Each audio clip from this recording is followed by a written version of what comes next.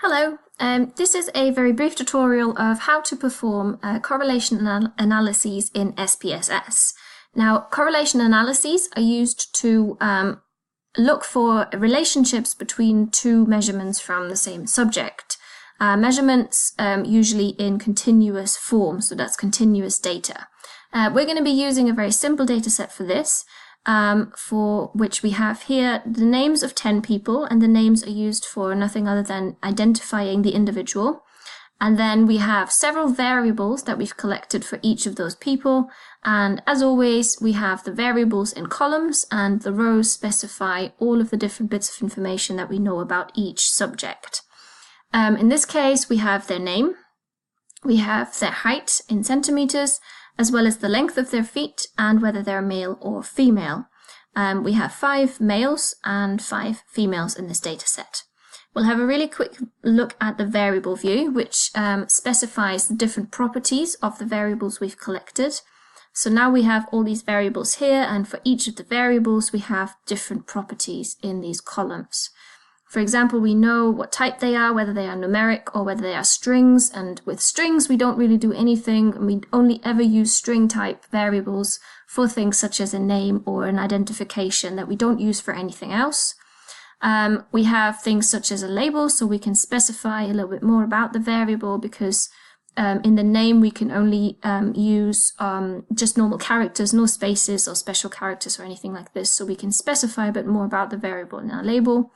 And then in the values, for any nominal variable that we want to actually do something with, for example, any nominal variable that specifies a category that we want to compare in between, then we have to actually specify what the different values and labels mean. So here we have 1 for male, 2 for female, and we have specified that this variable is nominal, whereas the height and foot size are scale variables, and that is anything which is a number in SPSS. So if we go back to our data view, I can demonstrate what I meant with this nominal variable, where we can actually toggle between the label and the value that we've input into SPSS. Now, if you're not 100% sure what this means, then I recommend you watch the introductory video to SPSS that explains how to input data and how they have to be set up before we can do any analyses. So as I mentioned, in this video we want to learn how to do correlation analyses, which look for relationships between two connected or two related variables taken from the same individuals. So for example, in this case, we may be interested in whether the height of a person also predicts the size of their feet. So if we record a person that is taller, are their feet also larger? Or is there potentially no relationship between these two measurements? Or is it potentially the other way around, that actually taller people have smaller feet? And in order to find out, there are 2 tests that we can perform. One is the Pearson's correlation coefficient, and the other one is the Spearman's rank correlation coefficient. Now, the difference between those 2 is that Pearson's is a parametric test, and that means it can only be performed on data which are normally distributed, whereas Spearman's rank correlation coefficient can be performed on data which are non-normal, and that means that, for example, there may be outliers or extreme values in the data. In order to find out whether that is the case, we need to perform a test for normality, and that will confirm whether we have a dataset that does follow a normal distribution or whether it does not, and usually that is because there are outliers in the data.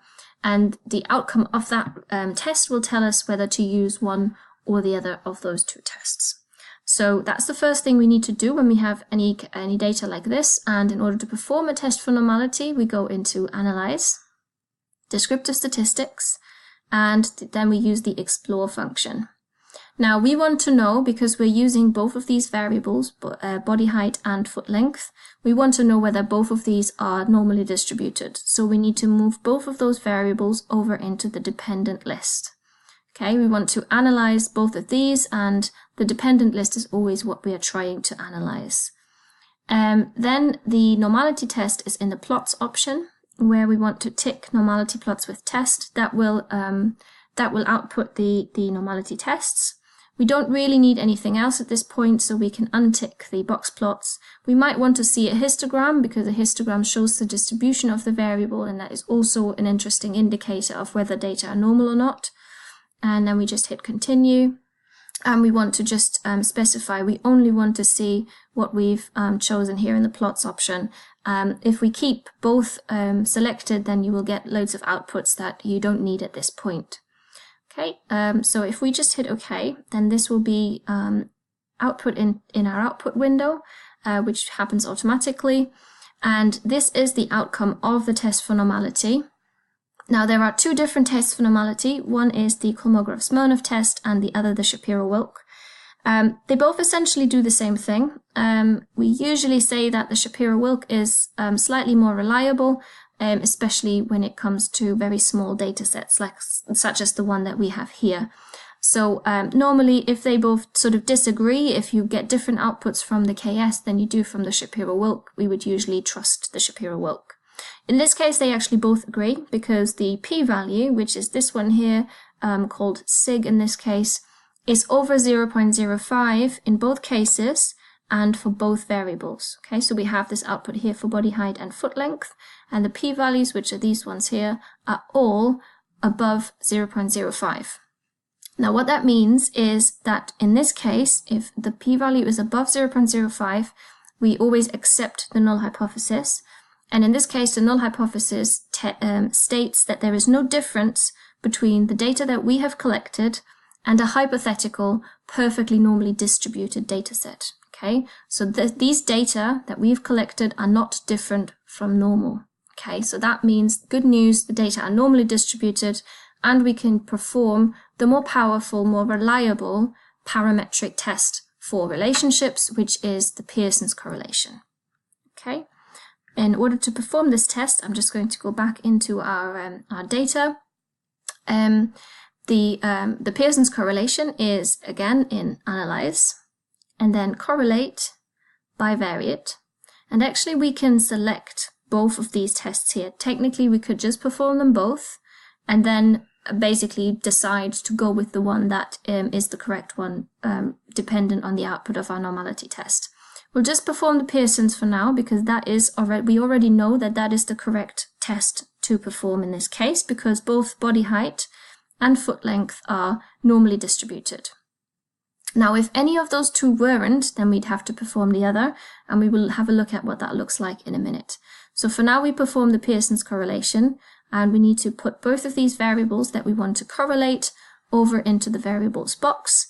And then that's essentially all we need to do. We just hit OK, and we get several outputs, the most important one being this last one, which shows us several things. We have the actual correlation coefficient, which is this number right here, and that tells us whether the correlation between those two things is positive or negative. Now, if this value is above 0, it's a positive value. That means we have a positive correlation. If this value was negative, so a minus value essentially, that would indicate that the correlation is actually negative. Now, a positive correlation means that with any increase in body height, we also have an increase in foot length. Okay, so they increase together, whereas a negative correlation would indicate that as you increase in body height, the foot length actually decreases. Okay. Now this indicates that the correlation, whatever correlation we have, is positive, and then together with the p-value, which in this case is less than 0.05, we know that that relationship is significant. So there is a significant increase of foot length with body height.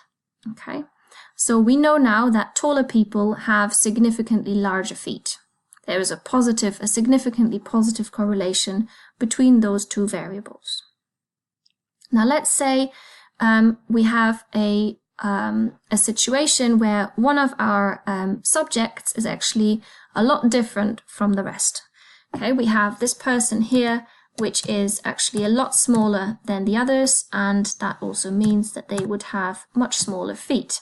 Okay, so this is an outlier in this respect, and we will just have a quick look at what that does to a test for normality. So let's say we have this situation instead of the original data set and we find ourselves with an outlier.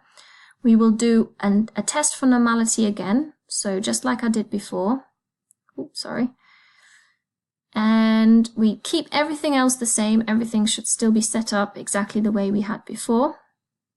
And we hit OK. And once the test is performed, we actually find now that the Shapiro-Wilk test states that both body height and foot length have a p-value of less than 0.05.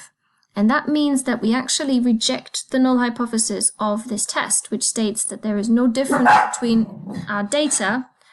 Sorry about this, the dogs interrupted me.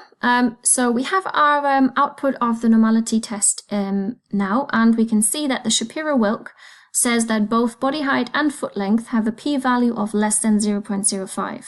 Now we know that a p-value of less than 0.05 means that we reject the null hypothesis, which in this case says that there's no difference between our data and a normal distribution, okay? So a significant p-value in this case for the normality test means that the data are not normally distributed. So in this case, because we have this outlier, this extremely much lower value than the rest, we actually now need to perform a non-parametric test in order to look for relationships between those two variables, okay? And as I mentioned before, that test is the Spearman's rank correlation coefficient. And in order to perform this, we go through exactly the same process as before. We go to Analyze, Correlate, Bivariate. But now, instead of selecting Pearson, we select Spearman. Okay, that is the non-parametric equivalent of the test we did before. We press OK, and we get a similar output to the one that we had before. However, now it states that these are non-parametric correlations. And just like in the Pearson's, the Spearman's rank correlation coefficient, which is this value here, tells us whether the relationship between the two variables is positive or negative. So we have a positive value here, which means the relationship is positive. And then the p-value tells us whether that relationship is significant or not. In this case, the p-value is, again, very small, less than 0.05. And so that indicates that we have a significantly positive relationship between body height and foot length. So people who are taller also have larger feet. Now we can really quickly visualize this with a very quick graph. In this case, we would produce a scatter plot that essentially just puts those two variables in direct correlation with each other.